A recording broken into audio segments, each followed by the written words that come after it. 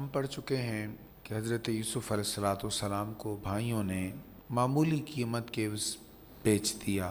وہ قافلہ مصر آ رہا تھا۔ اس دور میں انسانوں کو بھی مال تجارت کی طور پر بیچ دیا جاتا تھا۔ اب وہ لوگ آ گئے مصر میں، اپنا سامان بیچا اور حضرت یوسف علیہ السلام کو بھی بیچنے کے لیے پیش کیا۔ اب اتنا خوبصورت لڑکا، لوگ دیکھ کر حیران رہ گئے۔ مختلف روایات ہیں کتنی عمر تھی آپ کی، بہرحال جو بھی عمر تھی قرآن کریم نے تو اس کو بیان نہیں کیا، مفسرین کے اقوال ہیں 13 سال 17 سال، اس سے کم بھی زیادہ بھی لکھا ہے۔ اتنا حسن و جمال چہرے پر آج تک کسی نے دیکھا ہی نہیں تھا۔ اب جب ریٹ لگنا شروع ہوا تو ایک سے بڑھ کر ایک ریٹ لگا رہا ہے۔ اب یہ بھی تاجر تھے اور تاجر بھانپ لیتے ہیں لوگوں کی طلب سے، جیسے ڈیمانڈ بڑھتی ہے پبلک کی تو چیز کا ریٹ بھی بڑھ جاتا ہے۔ ہم تو یہ بھی دیکھ چکے ہیں کہ لوگوں کو پتہ چلا کہ جی اس بوٹی میں کرونا کا علاج ہے تو لوگوں نے عام سی بوٹی تھی اس کا ریٹ کتنا بڑھا دیا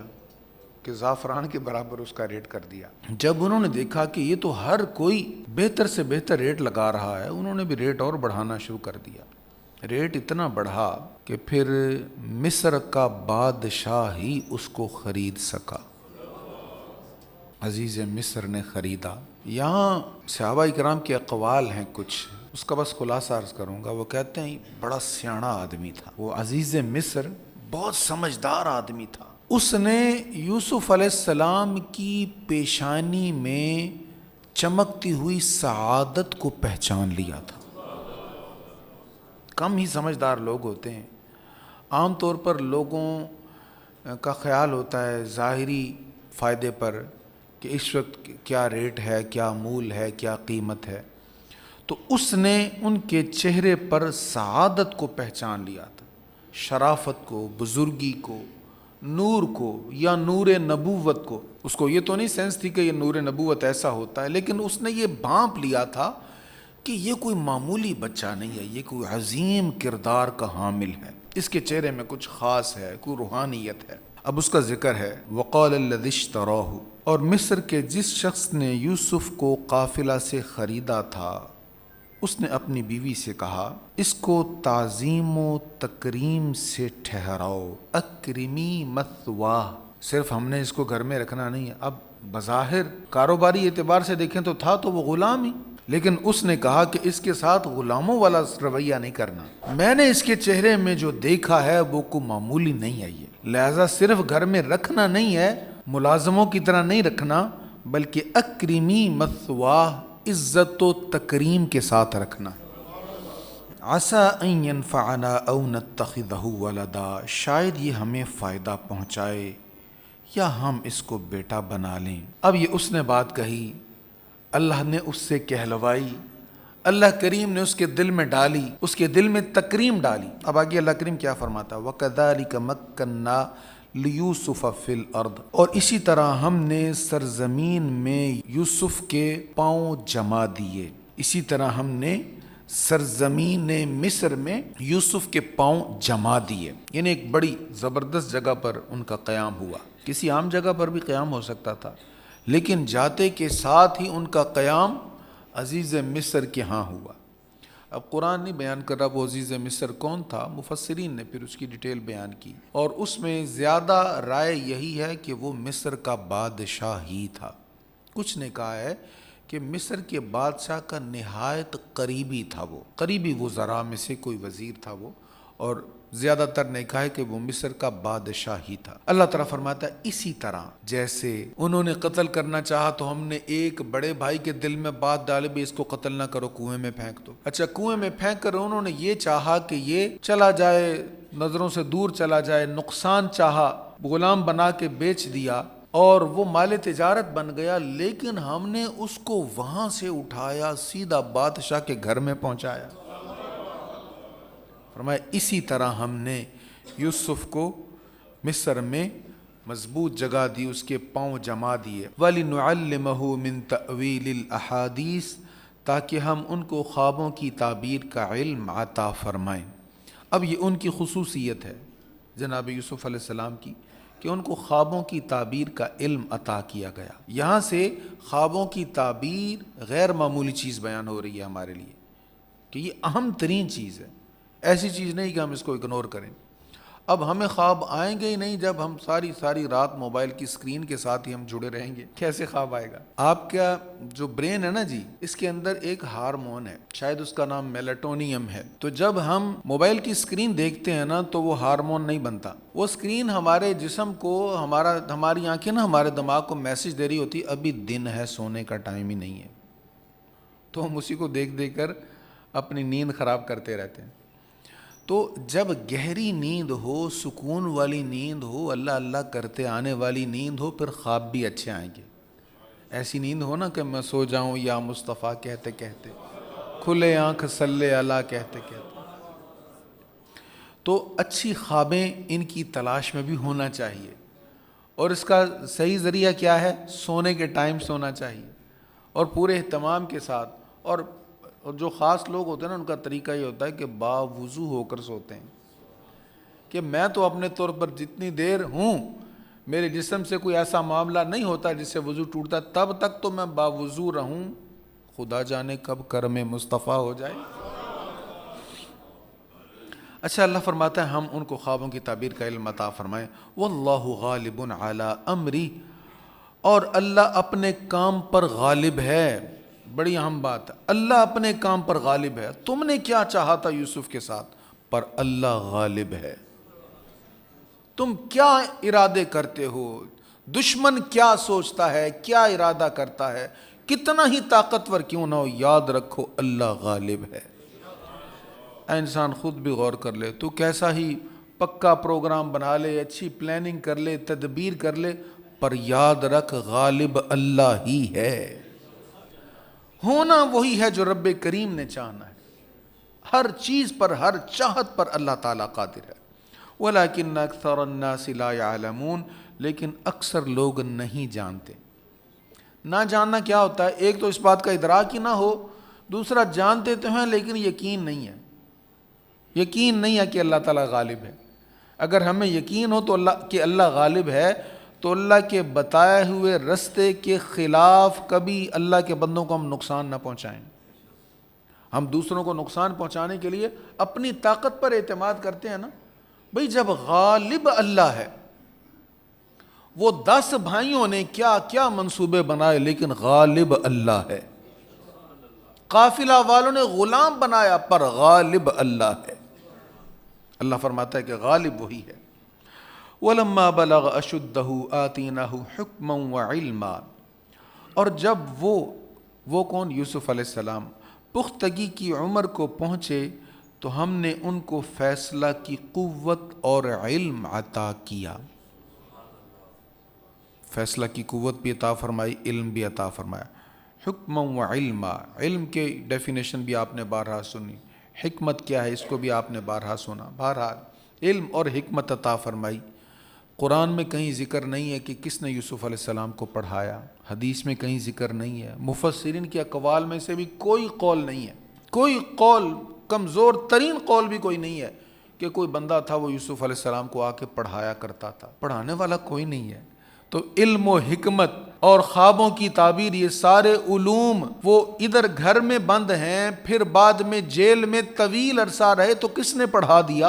اللہ فرماتا ہے ہم نے پڑھایا۔ یہ ہے علم لدنی جو اللہ تعالیٰ انبیاء کو عطا فرماتا ہے، اور کچھ اپنے گنے چنے بندے جو غیر انبیاء ہیں ان کو بھی عطا فرما دیتا ہے اللہ۔ یہ اپنی جناب سے خاص علم ہوتا ہے جو اللہ تعالیٰ عطا فرماتا ہے۔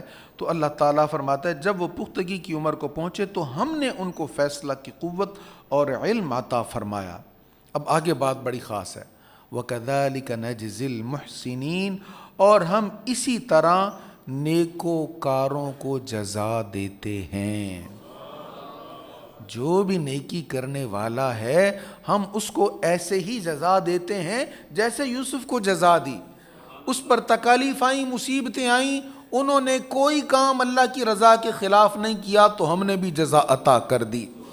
یاد رکھو میرے مصطفیٰ کے ساتھ تم غلط سلوک کر رہے ہو، تکلیفیں دے رہے ہو، مشکلات دے رہے ہو، یہ رب کی رضا کے لیے سب برداشت کرتے ہیں، اسی طرح اللہ انہیں بھی جزا عطا فرمائے گا۔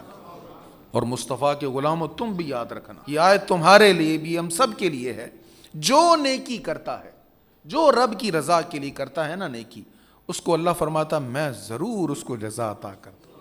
وَكَذَلِكَ نَجْزِي الْمُحْسِنِينَ، اور ہم اسی طرح نیکی کرنے والوں کو جزا عطا فرماتے ہیں۔ ایک آیت کا ٹکڑا میں نے پہلے بھی آپ کو سمجھایا ہوا ہے، عرض کیا ہوا ہے، ان اللہ لا یضیع اجر المحسنین، اللہ تعالیٰ کسی نیکی کرنے والے کے اجر کو ضائع نہیں ہونے دیتا۔ اللہ بڑا قدردان ہے، اس سے بڑھ کر کوئی قدردان نہیں ہے۔ اب حضرت یوسف علیہ السلام کی جوانی ہے، حسن پہلے سے بڑھ گیا، نورانیت پہلے سے زیادہ بڑھ گئی۔ اب وہ امرأۃ العزیز، عزیز مصر کی بیوی، اس کا نام کئی نام مفسرین نے بیان کیے ہیں، قرآن کریم میں تو اس کا نام نہیں ہے، بہرحال آسانی کے لیے ہم پکی بات جو ہے وہ یہی ہم کہہ دیتے ہیں کہ امرأۃ العزیز، عزیز مصر کی بیوی۔ 3 نام ویسے مفسرین نے بیان کیے، اس میں مشہور قول زلیخا ہے، واللہ عالم کیا نام ان کا۔ بہرحال اب اس کے بارے میں آگے ارشاد ہے، وراودته التي هو في بيتها عن نفسه، اور وہ جس عورت کے گھر میں تھے اس نے ان کو اپنی طرف راغب کیا، اور اس نے دروازہ بند کر کے کہا، دروازے بند کر کے کہا، دروازہ ایک نہیں تھا، دروازے، غلقت الابواب، ایک سے زائد دروازے تھے، اور مفسر نے کہا کہ وہ 7 دروازے تھے۔ جیسے ایک باہر والا گیٹ ہوتا ہے، پھر گھر کا اندر والا ایک دروازہ ہوتا ہے، پھر اس کے آگے ایک دروازہ، پھر دروازہ، پھر دروازہ، تو سارے دروازے بند کرتے کرتے اب 7واں دروازہ بھی بند ہے۔ اس نے اپنی طرف راغب کرتے ہوئے دروازے بند کر کے کہا، جلدی آؤ۔ یوسف نے کہا، معاذ اللہ، اللہ کی پناہ۔ اب اس نے دعوت گناہ دی، آپ نے کہا اللہ کی پناہ، معاذ اللہ، اللہ کی پناہ۔ یوسف علیہ السلام جوان ہیں، اور وہ عورت بھی صاحب جمال بھی ہے، صاحب اقتدار بھی ہے، اور جوان بھی ہے، لیکن یوسف علیہ السلام کیا کہہ رہے ہیں؟ معاذ اللہ، معاذ اللہ، اللہ کی پناہ۔ اب یہاں رک کر تھوڑا سا سوچنا ہے ہم نے، جوانوں کی بڑی تعداد بیٹھی، ہمیں تھوڑا سا میسج آ جائے اور پتہ چل جائے، اچھا یہ وہ لڑکی ہے، ہماری یونیورسٹی کی ہے، کالج کی ہے، محلے کی ہے، وہ ہے۔ ہمارا کیا رویہ ہوتا ہے؟ خوشی سے پھولے نہیں سماتے، اچھل پڑتے ہیں۔ ڈیٹ کی دعوت مل جائے تو کیا حالت ہوتی ہے ہماری۔ آج ہماری بربادی کے اسباب بھی تو یہی ہیں۔ اب حضرت یوسف علیہ السلام بالکل جوان ہیں، اور جوانی کے جذبات پہ ہم موجود ہیں۔ جتنے بھی انبیاء کرام علیہم السلام آئے ہیں، ان میں شہوت کے تقاضے عام انسانوں کی نسبت زیادہ ہوتے تھے، لیکن اللہ کی توفیق سے اپنی حیا پر پہرا دینے کی طاقت بھی زیادہ ہوتی تھی۔ انبیاء کو بھی بھوک ستاتی تھی، لیکن اللہ کی محبت میں اپنی بھوک پر ایسا گرفت اور کنٹرول ہوتا تھا کہ صحابی نے دکھایا نا، حضور میرے پیٹ پر تو پتھر بندھا ہوا بھوک کی وجہ سے، کریم آقا نے کپڑا ہٹایا، 2 پتھر بندھے ہوئے ہیں۔ زخم کی تکلیف ہوتی ہے، اسی لیے حضور کا جسم مبارک نقاہت سے بھرپور تھا۔ جب احد کی سائیڈ پر چڑھا رہے تھے صحابہ، پاؤں اٹھانے سے اٹھ نہیں رہا تھا، اتنی نقاہت تھی، زخم اتنے زیادہ تھے۔ تو ہمارے ہاں جب انبیاء کا ذکر ہوتا تو لوگ کہتے ہیں یار وہ تو نبی تھے نا، اس لیے انہوں نے کر لیا۔ نبی ہیں، بالکل ہیں، لیکن ان کے جسم میں بھی یہ تقاضے ہوتے ہیں۔ اگر نہ ہو تو ہم میں اور ان میں فرق اتنا ہو جائے کہ وہ مثال ہی نہ بن سکیں ہمارے لیے۔ اللہ کریم نے جو فرمایا نا کہ تمہارے لیے بہترین نمونہ تمہارے نبی کی ذات ہے، وہ اسی لیے نمونہ ہے کہ وہ فرشتے نہیں ہیں، وہ بشری لباس میں ہی ہماری ہی صورت میں تشریف لائے، لیکن اللہ تعالیٰ نے انہیں شان اتنی عطا فرمائی کہ وہ وراء الورا ہیں۔ اب غور کیجئے گا اس مقام پر، اگر ہم نے اس مقام کو سمجھ لے، اس پر غور کر لیا تو سمجھ لیں کہ پھر جوانی سنبھال لی، اور جس نے جوانی سنبھال لی نا، از جوانی توبہ کردن شیوائے پیغمبری، وہ اگلی بات جو ہے نا وہ بڑی اہم ہے اس شعر کی، کہتے ہیں جوانی میں جو توبہ کر لیتا ہے نا، یہ تو پیغمبروں کا طریقہ ہے، یہ تو جناب سیدنا یوسف علیہ السلام کا طریقہ ہے، حضرت سیدنا یحییٰ علیہ السلام کا طریقہ ہے، سارے انبیاء کرام علیہ السلام کا طریقہ ہے۔ اللہ اکبر۔ اور جس عورت کے گھر میں وہ تھے اس نے ان کو اپنی طرف راغب کیا، اور اس نے دروازے بند کر کے کہا جلدی آؤ۔ یوسف نے کہا اللہ کی پناہ، وہ میری پرورش کرنے والا ہے، اس نے مجھے عزت سے جگہ دی ہے، بے شک ظالم لوگ فلاح نہیں پاتے۔ اب اس کی 2 تفسیریں ہیں، یہ کس کی بات کر رہے ہیں؟ عزیز مصر، جس نے جگہ دی، جس نے عزت سے رکھا، اس نے مجھے اپنے گھر میں عزت سے رکھا ہے، میں اس کی عزت پہ ہاتھ ڈالوں؟ میں ایسا ظالم تو نہیں ہوں۔ اور آپ نے قانون بتا دیا کہ ظالم کبھی بھی کامیاب نہیں ہوتا، اور کسی کی عزت پہ ہاتھ ڈالنا یہ ظلم ہے، اور یہ وہ ظلم ہے کہ یہ ظلم کرنے والا کامیاب نہیں ہوتا۔ ایک تفسیر یہ ہے، لیکن اس سے بھی بہتر تفسیر ایک اور ہے، اور میں بھی اسی کی تائید کرتا ہوں، واللہ عالم۔ آپ نے فرمایا میرے رب نے اتنی عزت سے مجھے یہاں تک پہنچایا، اس نے مجھے اتنا کچھ عطا فرمایا، میں اس کے حکم کی نافرمانی کروں؟ جس کی طرف رب نے دیکھنے سے بھی منع کیا، میں اس کی طرف اپنا ہاتھ بڑھاؤں؟ اللہ اکبر۔ انہ لا یفلح الظالمون، بے شک ظالم لوگ فلاح نہیں پاتے۔ آپ نے انکار کیا، بار بار کے اصرار کے باوجود انکار کیا۔ اب یہاں پر بڑی لمبی قصہ کہانیاں یہاں سے شروع ہو جاتی ہیں، ایسے ہوا، ویسے ہوا، یہ ہوا، وہ ہوا، ایسی تفاسیر جو کسی بھی نبی کے شایان نشان نہیں، بیان کرنا ثواب نہیں، گناہ ہے۔ اور اس کا سورس کیا ہے؟ اسرائیلی روایات، تلمود یا کوئی اور کتاب جو ہماری ہے ہی نہیں۔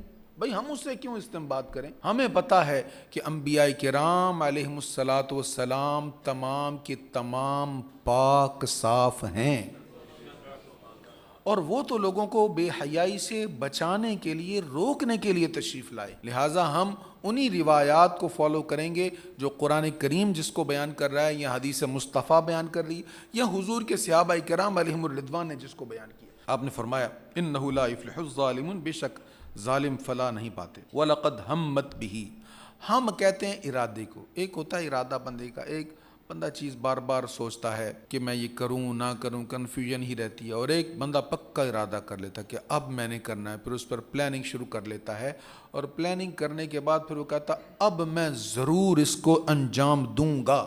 اس کو کہتے ہیں ہم، ارادہ۔ اور ہم جو ہے نا، اس پر بھی گناہ ہوتا ہے۔ صرف کسی نے گناہ کا ارادہ کیا اس پر گناہ نہیں ہوتا، لیکن جب کوئی ہم کر لیتا ہے تو پھر گناہ ہوتا ہے، کیونکہ اس نے پوری پلاننگ کر لی اور پکا ارادہ کر لیا کہ اب میں ضرور اس کو کروں گا۔ اب ہم کا لفظ یہاں پر اس عورت کے لیے بھی ہے اور سیدنا یوسف علیہ السلام کے لیے بھی ہے، لیکن اس نے کس چیز کا ہم کیا، اس نے کس چیز کا ہم کیا، یہ ڈیفرنٹ ہے، یہ بالکل الگ چیز ہے۔ یہاں پر ترجمہ کرتے ہوئے کچھ لوگوں کو خطا ہوئی اور دونوں کے ارادے کو ایک ہی چیز کا ارادہ بیان کر دیا۔ قربان جاؤں سیدی رضا پر، انہوں نے بتایا بھئی ان کا ہم اور تھا، ان کا ہم اور تھا۔ وہ جیسے ایک شعر ہے نا، ہم وفا کرتے رہے تم جفا کرتے رہے، اپنا اپنا فرض دونوں ادا کرتے رہے۔ بھئی ان کا فرض اور ہے، ان کا فرض اور ہے۔ ہم ہے دونوں کے لیے قرآن میں لفظ، پر ہم میں فرق ہے، ارادے میں فرق ہے۔ اس عورت نے ان سے گناہ کا قصد کر لیا، وہمت، اس نے بھی قصد کر لیا اس عورت نے، وہم بہا، انہوں نے قصد کیا، لیکن اس کا قصد گناہ کا تھا، ان کا قصد اس گناہ سے اپنا دامن بچانے کا تھا، ان کا وہ قصد نہیں تھا۔ اس عورت نے ان سے گناہ کا قصد کر لیا اور انہوں نے اس سے بچنے کا قصد کر لیا۔ اگر وہ اپنے رب کی دلیل نہ دیکھتے تو گناہ میں مبتلا ہو جاتے۔ یہ ہم نے اس لیے کیا کہ ہم ان سے بدکاری اور بے حیائی کو دور رکھیں، بے شک وہ ہمارے مخلص بندوں میں سے ہیں۔ رب کی دلیل کیا ہے؟ کسی نے کہا جی وہ جب گناہ بالکل کرنے کے قریب آ گئے تو ایک ہاتھ ان کے سامنے آ گیا۔ کسی نے کہا جی وہ حضرت یعقوب علیہ السلام ان کو نظر آ گیا، ان کو نو ایسے نہ کریں، اگر وہ نظر نہ آتے تو پھر وہ گناہ کر لیتے۔ بھئی کیسے سوچ لیا آپ نے؟ کیا حضور نے فرمایا؟ حضور کی کوئی حدیث ہے ایسی کوئی بات نہیں۔ تو اللہ تعالیٰ کی برہان کیا ہے جو اللہ نے انہیں عطا فرمائی، کہ اگر ہم وہ برہان انہیں نہ عطا فرماتے، وہ برہان ہے علم، شریعت کا علم اور نبوت۔ اللہ تعالیٰ نے انہیں شریعت کا علم عطا فرمایا تھا، انہیں اس بات کا پتہ تھا کہ اللہ تعالیٰ نے اس چیز کو حرام قرار دیا ہے، اس کو کرنے میں گناہ ہے، اس کو کرنے میں کوئی فائدہ نہیں ہے، اگرچہ یہ لذت والا کام ہے لیکن یہ رب کی ناراضگی کا سبب ہے، اور رب نے اس سے ہمیں روکا ہے۔ اور یہی امتحان ہوتا ہے، اور جو اس طرح کے امتحانوں میں کامیاب ہو جاتا ہے نا، پھر اجر بھی بہت زیادہ ہوتا ہے۔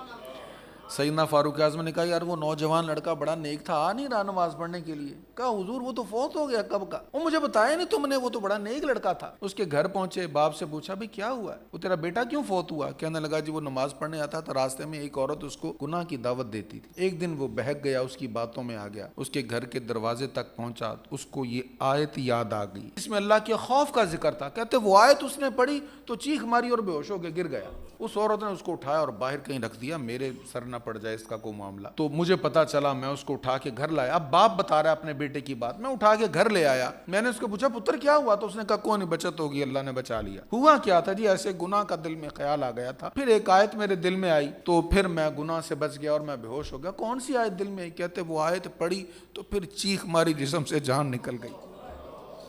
جسم سے جان نکل گئی، ہم نے جنازہ پڑھا، تدفین کر دی۔ فاروق اعظم کہنے لگے اتنا بیبا لڑکا، اتنا اچھا نوجوان، مجھے اس کی قبر تک لے جاؤ۔ قبر پر پہنچے اور جا کر کہنے لگے نوجوان ہم نے تو رب کے کلام میں پڑھا ہے، ہم نے سورۃ الرحمن میں پڑھا ہے وَلِمَنْ خَافَ مَقَامَ رَبِّهِ جَنَّتَانِ، جو اللہ کے خوف سے ڈر گیا اس کے لیے ڈبل جنت ہے۔ یہ باتیں کر رہے تھے خود کلامی کے انداز میں، اندر سے آواز آئی امیر المومنین اللہ نے مجھے ڈبل جنت عطا کر دی۔ اے کاش ہمارے دل میں ایسا خوف آ جائے۔ آج تو ہر طرف سے شیطان دعوت گناہ دے رہا ہے، فون کھولو دعوت گناہ ہے، آپ ٹیلی ویژن کھولیں دعوت گناہ ہے، گاڑی میں ریڈیو لگائیں دعوت گناہ، ایف ایم لگائیں دعوت گناہ، کون سی جگہ ہے جدھر دعوت گناہ نہیں؟ لیکن یہی وہ مقام ہے جہاں نگاہ جھکانی ہے، اور کریم آقا کا ارشاد ہے جس نے گناہ کی دعوت کے موقع پر نگاہ کو جھکا لیا پھر اس کو میں وہ عطا کرتا ہوں، اللہ پھر اس کو وہ عطا کرتا ہے کہ اس کو سجدوں میں مٹھاس ملتی ہے، عبادت میں لذت ملتی ہے، مزہ آتا ہے۔ پھر وہ یہ نہیں کہتا مسجد تے گیا تھا دل نہیں لگیا تو میں آ گیا، قرآن پڑھن نو دل نہیں کرتا، پھر وہ یہ نہیں کہتا، پھر اس کو سجدے میں بھی مزہ آتا ہے، عبادت میں بھی مزہ آتا ہے۔ اللہ اکبر۔ اب اللہ تعالیٰ نے بیان فرمایا انہ من عبادنا المخلصین، بے شک وہ ہمارے مخلص بندوں میں سے ہیں۔ اخلاص کے ساتھ جو اللہ کے لیے عبادت کرتا ہے نا اس کی جزا بھی خاص ہوتی ہے۔ وہ دونوں دروازے کی طرف دوڑے، اس عورت نے ان کی قمیص پیچھے سے پھاڑ ڈالی اور ان دونوں نے اس عورت کے خاوند کو دروازے کے قریب پایا۔ اس عورت نے کہا اس شخص کی کیا سزا ہونی چاہیے جو آپ کی اہلیہ کے ساتھ برائی کا ارادہ کرے سوائے اس کے کہ اس کو قید کیا جائے یا اس کو دردناک عذاب دیا جائے؟ یوسف نے کہا اسی نے مجھے اپنی طرف راغب کیا تھا۔ اس عورت کے خاندان میں سے ایک شخص نے گواہی دی۔ اب یہ دونوں جا رہے ہیں، باہر نکل رہے ہیں۔ یوسف علیہ السلام گناہ سے بچنے کے لیے اپنی جان بچا کر بھاگ رہے ہیں، یہ عورت پیچھے بھاگ رہی امراۃ العزیز۔ اب جب یہ بھاگ رہی ہے اس نے بھاگتے ہوئے آپ کی قمیص کو پیچھے سے پکڑ لیا، آپ پھر بھی بھاگتے رہے، آپ کی قمیص پیچھے سے پھٹ گئی، دروازے تک پہنچے۔ اب وہاں پر اس کا شوہر تھا آگے۔ اب اس نے دیکھا تو صحیح ان کو بھاگتے ہوئے، لیکن وہ فوری طور پر بھانپ نہ سکا کہ معاملہ کیا ہے۔ اس سے پہلے کہ حضرت یوسف علیہ السلام کچھ کہتے، اس عورت نے کہا اس نے تیری عزت پہ ہاتھ ڈالا ہے، اب اس کو قید کی سزا ہونی چاہیے، اس نے میرے ساتھ بدی کا ارادہ کیا معاذ اللہ۔ حضرت یوسف علیہ السلام نے کہا ایسا تو نہیں ہے، بلکہ اسی نے میرے ساتھ برائی کا ارادہ کیا ہے، میں تو اس سے اپنی جان بچا کر باہر کی طرف بھاگ رہا ہوں۔ اب یہاں پر شاہد من اہلیہ، اس کے خاندان میں سے ایک گواہ کا ذکر ہے۔ وہ گواہ کون ہے؟ یہ ایک بچہ تھا جو پالنے میں تھا، مفسرین نے اس کو بیان کیا ہے کہ ایک بچہ تھا جو جھولے میں تھا، پالنے میں، چھوٹی عمر میں تھا، بولنے والی عمر میں نہیں تھا۔ حضرت یوسف علیہ السلام نے کہا اس بچے سے پوچھ لو۔ وہ کہنے لگا یہ تو بچہ بولنے کی عمر کا ہی نہیں ہے۔ کہا پوچھو تو صحیح۔ اس بچے نے کیا کہا؟ اس اللہ نے اس کو قوت گویائی عطا فرما دی۔ اس نے کہا دیکھو اگر تو یوسف کا قمیص آگے سے پھٹا ہے تو پھر قصوروار یوسف ہے، کیونکہ اگر یہ حملہ آور تھا تو اس نے اپنی جان بچانے کے لیے اس پر ہاتھ ڈالا تو سامنے سے ہاتھ ڈالا نا، اور اگر یوسف کا قمیص پیچھے سے پھٹا ہے تو پھر قصوروار یوسف نہیں وہ عورت ہے۔ اب یہ اس نے بڑی زبردست بات کہہ کر اہم چیز کی طرف توجہ دلوا دی۔ اس نے کیا کہا ان کان قمیصہ قد من قبل، اگر یوسف کی قمیص آگے سے پھٹی ہے تو وہ عورت سچی ہے اور یوسف جھوٹوں میں سے ہے، اور اگر اس کی قمیص پیچھے سے پھٹی ہوئی ہے تو وہ عورت جھوٹی ہے اور یوسف سچوں میں سے ہے۔ پھر جب اس نے یوسف کی قمیص پیچھے سے پھٹی ہوئی دیکھی تو اس نے کہا یہ تم عورتوں کی سازش ہے، بے شک تمہاری سازش بہت سنگین ہے۔ اب اس بچے کی گواہی سے مسئلہ کلیئر ہو گیا، یہ بھی سمجھ گیا عزیز مصر کہ یوسف علیہ السلام کا تو قصور نہیں، یہ تو بے قصور ہے، قصور اسی عورت کا ہے۔ اب یہاں پر رکیے، ایک بڑی اہم چیز ہے، یوسف علیہ السلام پر الزام لگا تو بچے نے گواہی دی۔ حضرت سیدہ مریم ان پر الزام لگا، لوگوں نے کہا تو ہارون کی بہن ہے، یہ تو نے کیا کیا؟ تیری تو شادی نہیں کی، یہ تو تیرے بیٹا کہاں سے ہو گیا؟ تم نے غلط کام کیا معاذ اللہ۔ تو آپ نے کہا نہیں ایسا کچھ بھی نہیں ہے، اس بچے سے پوچھو۔ اب گواہی دینے والے پالنے میں جھولا جھولتے ہوئے جناب عیسیٰ علیہ السلام ہیں۔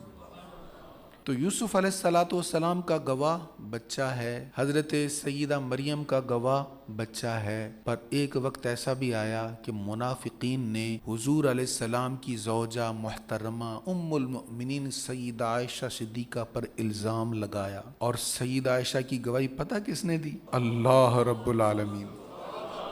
شان مصطفیٰ دیکھو، انبیاء پر اعتراض ہوتا ہے گواہی بچے دیتے ہیں، مصطفیٰ کی زوجہ پر اعتراض ہوتا ہے گواہی رب العالمین دیتا ہے۔ اللہ اکبر۔ اب اس نے کیا کہا، یوسف اس سے درگزر کرو، یعنی تو اس بات کو اب چھپا لے، ختم کر دے، نہ اس کا اظہار کر، اس میں میری بدنامی۔ یوسف اعرض عن ھذا، یوسف اس سے درگزر کرو، واستغفری لذنبک، اور اے عورت تم اپنے گناہ کی معافی مانگو، بے شک تم گنہگاروں میں سے تھیں۔